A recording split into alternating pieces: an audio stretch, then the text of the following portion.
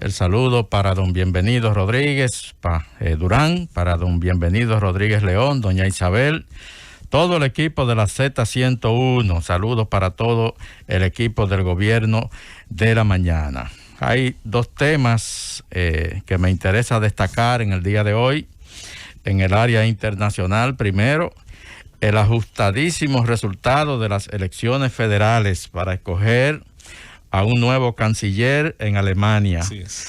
Los socialdemócratas, con su candidato Olaf Scholz, han logrado conseguir la delantera. Ya ha computado prácticamente el 100% de los votos emitidos en el día de ayer en esas elecciones alemanas que se han convertido en, dicen la gente que analiza el tema electoral de ese país, en las elecciones más emocionantes de las últimas décadas, debido a que el ajustado, la carrera tan ajustada se mantuvo durante todo el proceso de la campaña y el resultado así lo ha confirmado.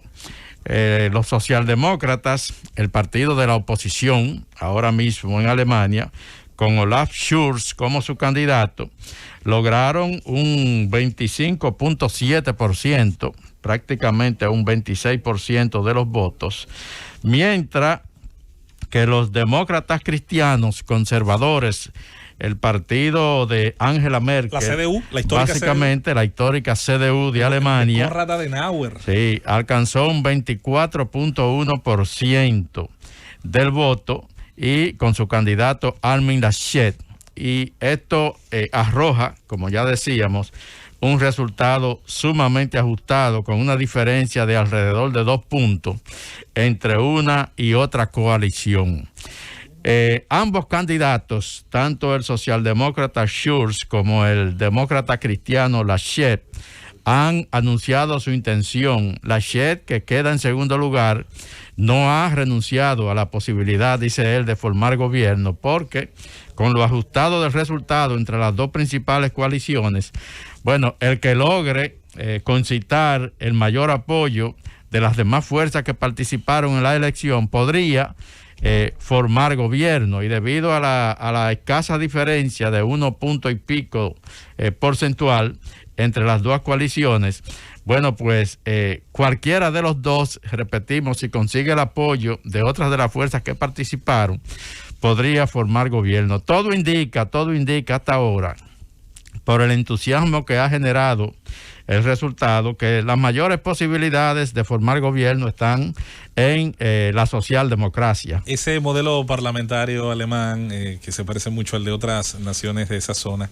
implica, Rosendo, además de sacar la mayor cantidad de votos posible, que lo más que se puede siempre es un cuarto, un tercio del electorado, es ahora quién negocia mejor. Claro. ¿Quién negocia mejor y quién puede ceder partes de su programa? La CDU, para seguir en el gobierno, tendría, por ejemplo, necesariamente que con el Partido Liberal, que económicamente tiene mucha impronta, tiene una gestión generalmente muy hacia lo económico, tenga, por ejemplo, que negociar sí o sí con ellos que han sido sus aliados permanentes. También hay que recordar, Rosendo, en ese señalamiento que tú haces, que la política alemana es muy regional también. Sí, claro. Tiene mucho peso los estados industriales, Baviera, el sur, que es católico, por ejemplo. Un país desarrollado. Exactamente. Donde, por ejemplo, quien esté en el poder no influye definitivamente sobre lo que puede ser el resultado de la elección. Por ejemplo, sí. El CDU, que es un partido histórico, como decía Rosendo, desde la Segunda Guerra Mundial, no participa en las elecciones de Baviera. ¿Por qué? Dirá, bueno, porque en Baviera hay un partido que representa ideológicamente lo mismo que ellos, con el que ellos son socios.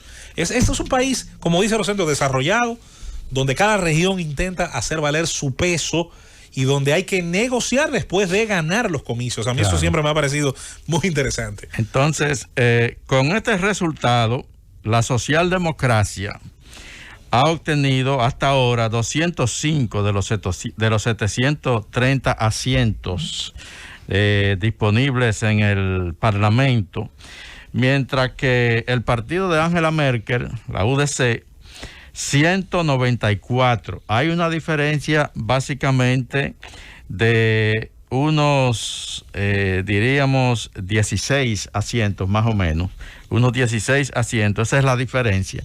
Por eso cualquiera de los dos, si consigue el apoyo la mayoría de apoyo entre las demás organizaciones que participaron, podría perfectamente formar gobierno. ¿Cuál es la llave principal ahora mismo? El Partido Verde, el Partido de los Verdes, como le llaman en Alemania, y su candidata Annalena Baerbock. Estos obtuvieron un 14.8%, prácticamente un 15%. Hasta ahora, el liderazgo de esa organización política se ha manifestado abierto a negociar con cualquiera de las dos coaliciones que quedaron en el primer lugar, aunque la candidata, ella personalmente, se ha expresado más proclive hacia la socialdemocracia.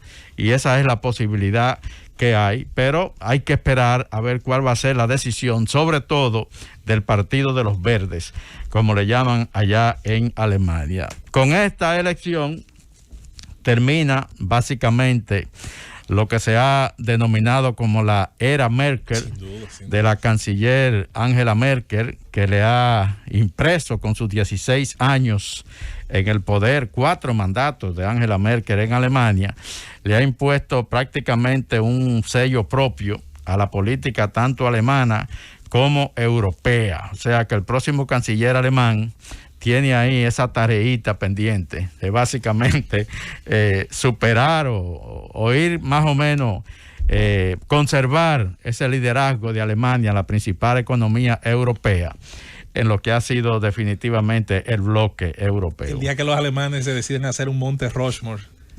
estará Adenauer, Helmut Kohl, Helmut Schmidt y Merkel. Señores, qué liderazgo el ejercido por esta mujer en todos estos años. Sí, tuvo tuvo muchas luces, pero tuvo algunas sombras durante sus 16 años.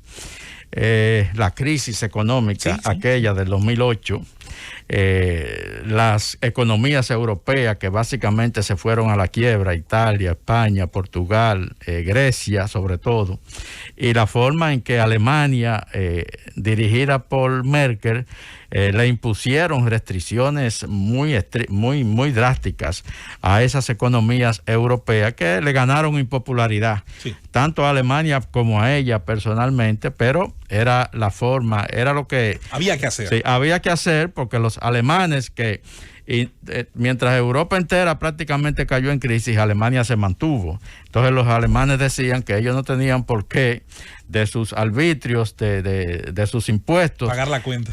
Pagarle la cuenta a esos países que se habían mal administrado. Y finalmente esos países, para conseguir el apoyo de la Unión Europea, del Banco Europeo y de todas esas instituciones, tuvieron que aceptar drásticas restricciones aplicadas sobre todo por Alemania. Esa parte ahí ha quedado como una especie de baldón en Europa para ella, pero en sentido general han sido 16 años de una Alemania muy estable y de mucho liderazgo en el bloque europeo. Por otro lado, finalmente, la Iglesia Católica en Canadá se ha disculpado de manera inequívoca con las comunidades indígenas de ese país. Es un tema que ha estado en el tapete durante mucho tiempo en Canadá, y tanto el gobierno como las naciones indígenas le habían estado reclamando permanentemente una disculpa a la Iglesia Católica. Una disculpa que la Iglesia se negaba rotundamente a ofrecer, a asumir su responsabilidad por el caso aquel de los niños indígenas que fueron llevados a internados dirigidos por la Iglesia Católica, una política básicamente gubernamental que se implementó en Canadá.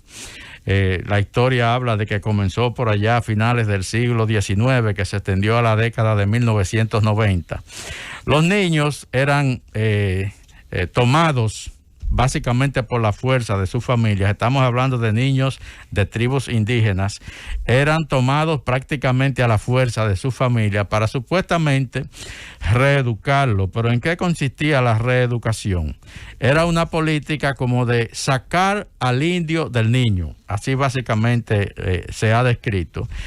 Tomar al niño y básicamente lavarle su cerebro arrancarle su lengua nativa, sus tradiciones, su cultura nativa y educarlo con los criterios europeos, básicamente la cultura blanca europea. Pero en ese trayecto que se extendió por varias décadas, muchos niños sufrieron todo tipo de abusos físicos, incluso sexuales, en esos internados dirigidos todo por la Iglesia Católica. Pero además se calcula que más de 6,000 de esos niños, de unos 150,000 que fueron llevados a esos internados que funcionaban a través de prácticamente todo Canadá, más de 6,000 murieron.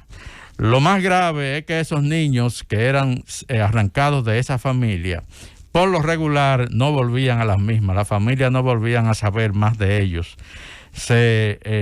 Hay el dato de que más de 6,000 murieron en esos internados.